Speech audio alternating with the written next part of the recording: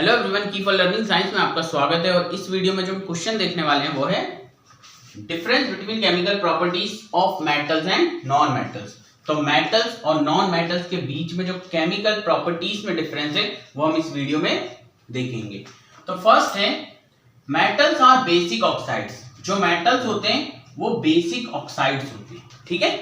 और non metal में non metals are acidic oxides और न्यूट्रल ऑक्साइड्स। तो जो नॉन मेटल्स होते हैं वो या तो एसिडिक ऑक्साइड्स होते हैं या फिर न्यूट्रल ऑक्साइड्स होते हैं, ठीक है।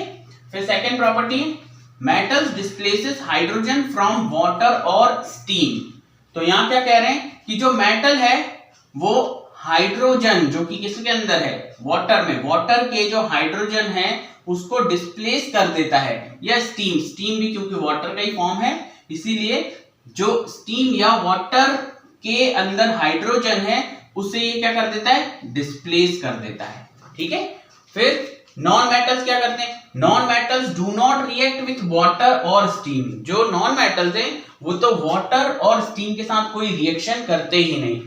फिर नेक्स्ट है metals displaces hydrogen from dilute acid. जो डाइल्यूट एसिड होते हैं, डाइल्यूट एसिड यानी कि जिसमें पानी की मात्रा ज्यादा होती है, डाइल्यूट रहते हैं, वो उसके अंदर जो हाइड्रोजन है उसे वो डिस्प्लेस कर देता है। मेटल्स डिस्प्लेसेस हाइड्रोजन, तो हाइड्रोजन को डाइल्यूट एसिड से वो क्या कर देता है, डिस्प्लेस कर देता है। जबकि non metals do not react with dilute acid, जबकि नॉन मेटल्स जो होते हैं वो डाइल्यूट एसिड के साथ किसी भी प्रकार की रिएक्शन नहीं करते।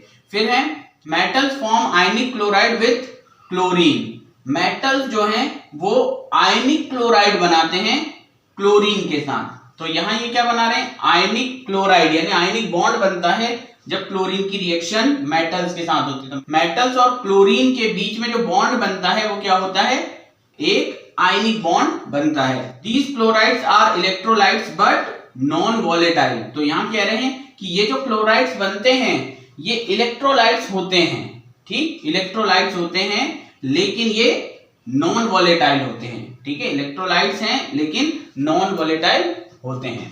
फिर यहां का है non metals forms covalent chloride with chlorine. तो यहां का है कि जो नॉन मेटल्स हैं वो कोवेलेंट बॉन्ड बनाते हैं या कोवेलेंट क्लोराइड्स बनाते हैं क्लोरीन के साथ रिएक्शन करके। अगर क्लोरीन के साथ नॉन मेटल की रिएक्शन होती है तो ये कोवेलेंट बॉन्ड बनाएंगे, उनके बीच में बनने वाला बॉन्ड कोवेलेंट होगा। और these chlorides are non electrolytes but volatile.